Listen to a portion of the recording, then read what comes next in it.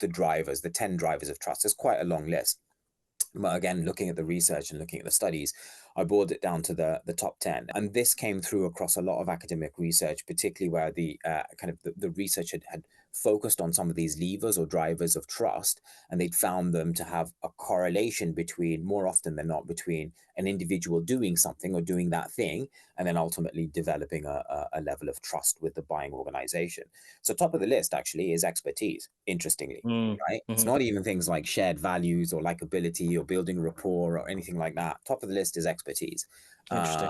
As a seller, if you want to build trust, particularly, actually, I go through the list of 10, you'll find that the vast majority of the list of 10 are personal behaviors or personal attributes. There's one or two in there that are organizational attributes, and it'll make sense Interesting. when you see it, right? So expertise is top of the list. Then there's reputation, which could be both personal or organizational.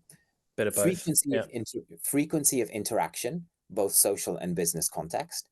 Similarity, which is not, Jack, you're the same as me, but actually similarity is, do we have at least a shared sense of values, a shared sense of values, right?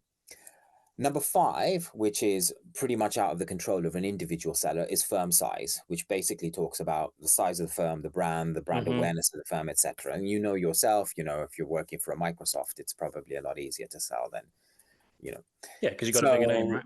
Yeah. completely. Number six is likability. Number seven is integrity. Number eight is experience, kind of also sort of attaches to expertise. Number nine is communication. And number 10, again, which is broadly a company level attribute, is willingness to customize.